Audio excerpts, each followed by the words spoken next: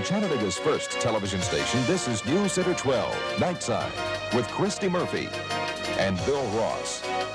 Nightside reporter Rebecca Cook, meteorologist David Neal and his Rainbow Radar, and today's sports summary with Kevin Billingsley. Good evening. Tempers flared tonight at the Grundy County Commission meeting. The sheriff squared off with wrecker operators over the right to tow stolen cars. News Center 12's Rebecca Cook has been following the story. She joins us from our newsroom. And Rebecca, I understand the tow truck operators are claiming a victory. They certainly are, Christy. The controversy began when Sheriff Aubrey Harper announced he would purchase a tow truck to haul stolen cars to the jail, where he would store them in a fenced area. He claimed this would protect the cars and keep all of the evidence from the crime scene intact.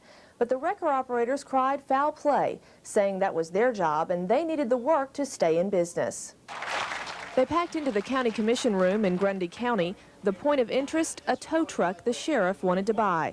Sheriff Harper says his department has reason to believe there's a need to take the business of towing stolen cars away from the wrecker operators. We have some strong suspicion that some of the wrecker service people has some collusion with the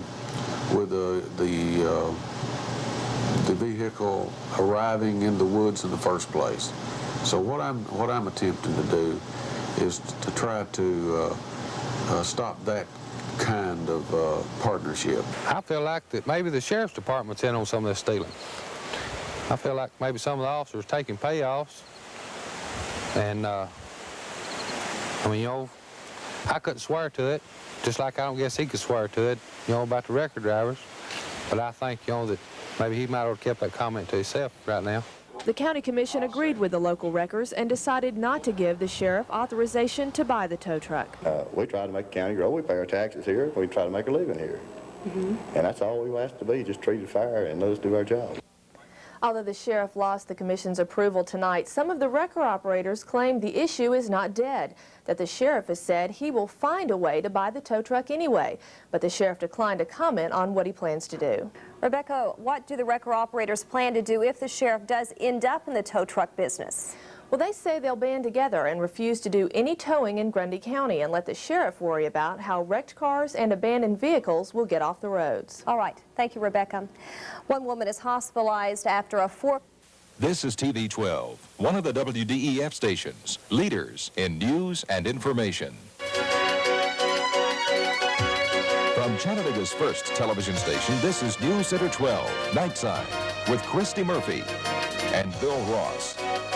Nightside reporter Rebecca Cook, meteorologist David Neal and his Rainbow Radar, and today's sports summary with Kevin Billingsley. Good evening. Bill Ross has the evening off. Chattanooga authorities are looking tonight for two escapees from the Silverdale workhouse. Here's their descriptions.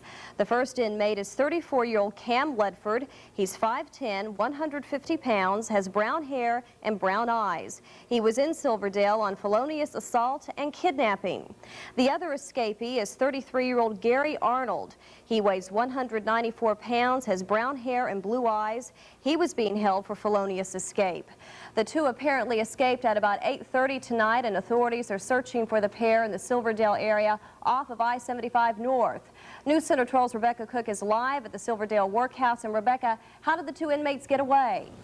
Well, Christy, we're told that just over 2 hours ago, the four prisoners were walking from the mess hall to the holding cell. The four prisoners were being escorted by two guards, and they were being taken to the blue section of the workhouse, which is where they hold inmates that they consider to be high risk.